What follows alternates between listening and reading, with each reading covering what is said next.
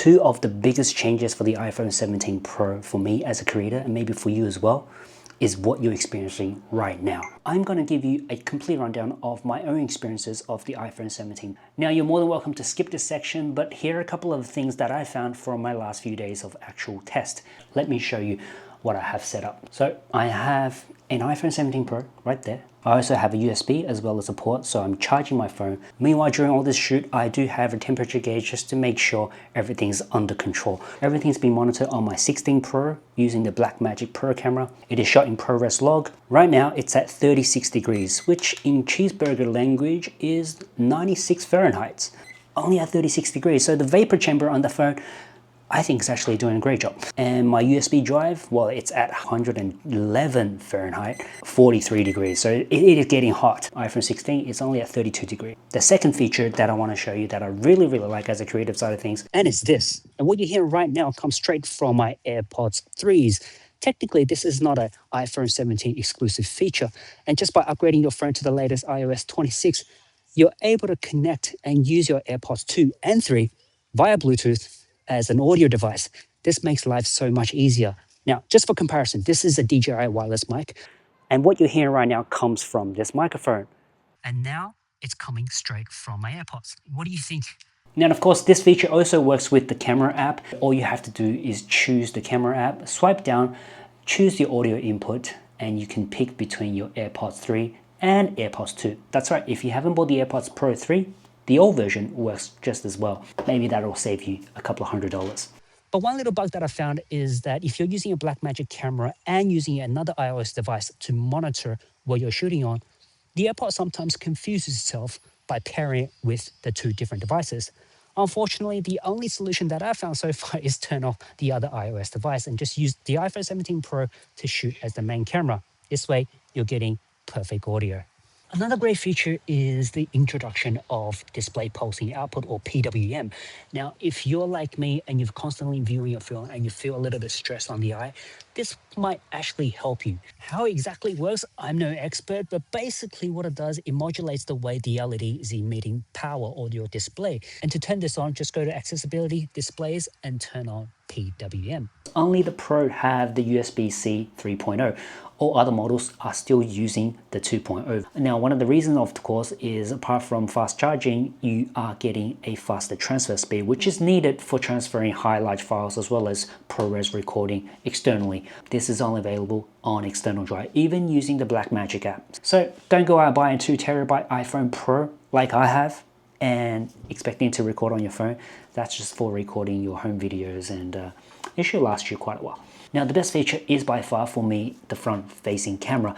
It's now upgraded to a square sensor and it's 18 megapixel. The quality is actually really good. So one of the most exciting features for this year's iPhone on all phone series is the center stage front-facing camera. It's using the square sensor and it's able to automatically reframe your shot per the subject in frame. So to test this out, I've welcomed a new guest. Hello. Oh, look. I already did the doubles. Look at that. Of course, this all can be done manually as well with a click of a button. And did you know that the iPhone 17 Pro front-facing camera now shoots in log? By the way, check this out. It comes with stabilization too. And the best thing of all, it's all internal recording. Now, this center stage feature is not available during video recording. Now, one of the things I would like to see is actually having this ability on the main facing camera. I think it just makes so much sense given right now I'm shooting ProRes and it's shot in open gate. I'm sure it's capable, but maybe it's going to take some time. In fact, I asked this question with Kaya as well, and here's what she said. Would this be something that would be coming from, say, the main camera? Oh, well, thank you for the excitement on the center stage front camera. I love how you talked about how easy it is for people to take selfies with the auto rotate, the auto expanding. And again, we'll have to see what the future holds with respect to future products. But I think the reception on center stage front camera has been phenomenal. And we're excited to hear that and always happy to hear the feedback. I can understand why she said what she said, but I think it's always good to relay our feedback to her. So hopefully maybe she can take it into account and maybe put it into the next iteration. I will link the full interview in a separate video if you want to see that. The iPhone 8 looks very light. Definitely go to the store and feel it for yourself. Some people might think it's too thin if you're used to holding a thicker phone. Unfortunately, it only has one speaker, which is a bummer. It's only at the top, whereas the bottom, it's for the microphone. So if you like to watch videos on your phone, unfortunately, it might not be the best choice. Now let's talk about the iPhone 17. I think this is probably the best value for money. It still has the amazing front-facing camera with center stage. It has the ProMotion display and a much larger battery versus the Air. CPU wise, it's using the 819 rather than the Pro chip, but to be honest, on a daily basis, unless you're playing games, I don't think you're gonna notice much of a difference. The base model has now been upgraded to 256 gigabytes, which at the same price, I think it's value for money. And it's only a little bit heavier than the iPhone Air, surprisingly.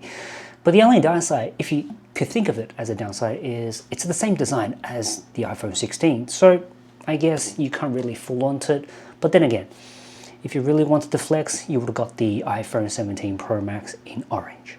Which leads us to the 17 Pro. Now the 17 Pro is using the aluminum or aluminium case rather than the titanium that was previously heavily advertised. Titanium is a better material, it's stronger and lighter, but it doesn't dissipate heat as well as aluminum. In fact, it's around 20 times less effective. And heat has been an issue, especially if you're shooting, high frame rate videos in the past. It tends to heat up your phone.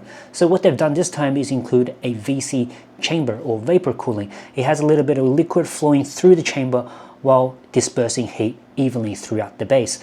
It is actually quite effective. In fact, let's look at our phone right now and you can see the temperature. After about 30 minutes of recording, let's have a look now. We are at 40 degrees or 105 Fahrenheit, which is 4 degrees more than before.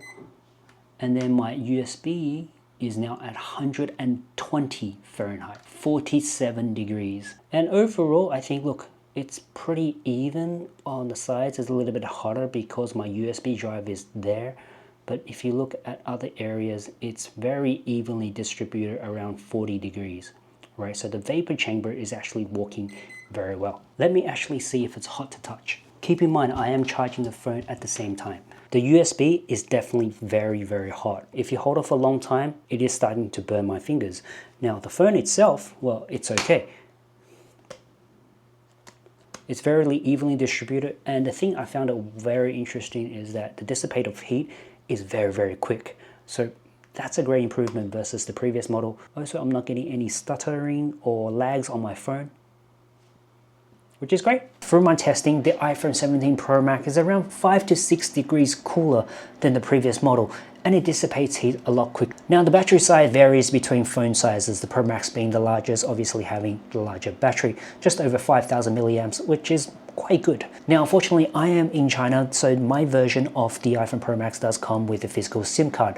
That does mean sacrificing the size of my battery. From my testing, 4K 60 frame per second recording lasts around 4 hours on my Pro Max, and on the Pro it's 3 hours and 10 minutes. That being said, the base model can actually record close to 4 hours of the same 4K 60 FPS. The biggest upgrade here would be the addition to the 48 megapixel telephoto lens. And just because it's a larger megapixel, the sensor size remains relatively small compared to the main camera. What that means is during low light performance or late night, you are still going to get less light coming into the shutter compared to the main camera. And that means a little bit of noise. And if you're shooting videos at night, you are going to see some blurring because we have to slow down the shutter speed to allow more lights in. So late night videos, I would still recommend shooting with the main camera.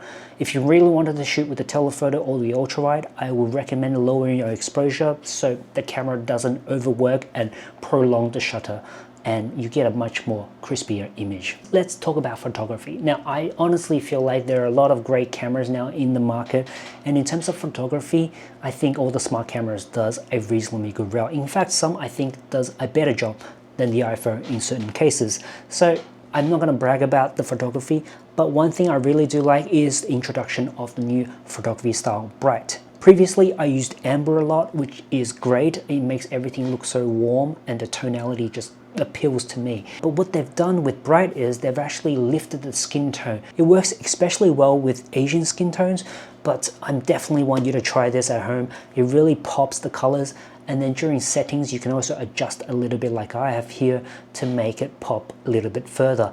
Really kind of separates the tonality, you know, where the skin tone pops out from the background, separating it by different color contrasts. For everyday shooting and just posting on social media, I think this is more than enough. Now, one thing I want to clear up is the iPhone 17 Pro comes with 3 lenses, not 6, not 8, each of which have a set focal length. We have the 13mm ultra wide, we have the 24mm main camera. This is a much useful focal range at 100mm versus last year's 120mm. No longer do we need to stand further away from our subject to take a telephoto lens. The 8x zoom and the 2x zoom is basically a crop. What that means is you're using a 48 megapixel and you're shrinking or enlarging it in post. The only slight difference is if you do this in your phone versus in post, you have much more flexibility, whereas in the phone there is some kind of post sharpening done while this is being shot. So keep that in mind. Fun fact, because we're shooting at 48 megapixels, even if you zoomed in at 120mm or enlarged your shot, you're still getting a better quality than the previous 16 Pro. Finally, to video recording. Right now, everything you see are shot using my phone. As you know, it's shot in ProRes, and it's shot under the new Apple Log 2. What's the difference between Log 2 and the previous one? Well, in terms of dynamic range, there have not been any changes, just a wider color gamut. I would highly suggest you to try and use that. I think the color rendition right now is very, very good. The only thing obviously is the file size. A talking head like this for 15 minutes roughly is around 180 to 200 gigabytes. This is not even ProRes RAW HQ, just normal ProRes. But the flexibility in post is just game-changing. With the support of ProRes RAW in DaVinci, now you can quickly change your white balance as well as your ISO just with a click of a couple of buttons. This is what makes it iPhone 17 Pro Pro.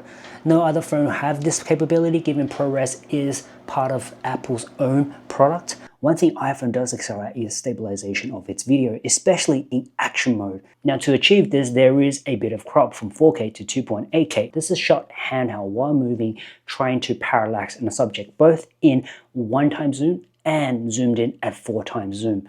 The larger the zoom, the more sensitive you are to shake, which makes it harder to post-stabilize.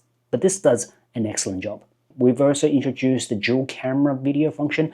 I don't know what I'm going to use this for, maybe reaction videos of unboxing, but I guess one thing this is good for is when your wife calls you and check where you are, now you can't fake if you're at a nightclub. They've also introduced Gen Lock. By syncing the timecode between different phones and different devices, you're able to sync up your shots perfectly in post. This is done with the device launched with Blackmagic.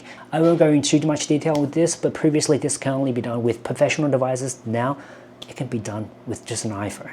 Ghosting is still evident, and this is expected given it's the same lens versus last year. I did a fairly extreme test by shooting this straight into a projection light, and as you can see, we are seeing some ghosting in the shots. Ghosting is actually really hard to overcome given the size of our lenses and how close they are packed together, but I think they're trying their best to remove as much as they can. Now, rolling shutter, I'm sure you've seen this in the previous version as well. I mean, 17 does a fantastic job as well. You can see here, even at low lights, I'm moving around. There's not much of a rolling shutter. The available speed of this lens is really, really good. So which one do I recommend? Or do I even recommend upgrading at all? Well, a couple of things to consider. If you already have an iPhone 16 Pro, I think just upgrading to the iOS 26 might make your phone feel a little bit fresher, newer already.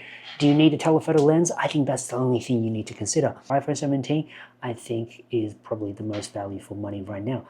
Even if you're on a previous version on the base model, you are going to feel a dramatic new difference because just from the experience of the promotion. End of the day, this is just a tool for you to use, and I think whatever your case is, if it's worthwhile, I think it's going to pay itself off over time. Now stay tuned, next week I am going to do a full dive of the camera system front and back using the iPhone 16 Pro and the 17 Pro, just to give you a side-by-side comparison to see what it is like in real life. In fact, the whole video will be shot using the front-facing camera. One more thing, per Apple's tradition. What do you think of the chance of me coming to Apple Park next year?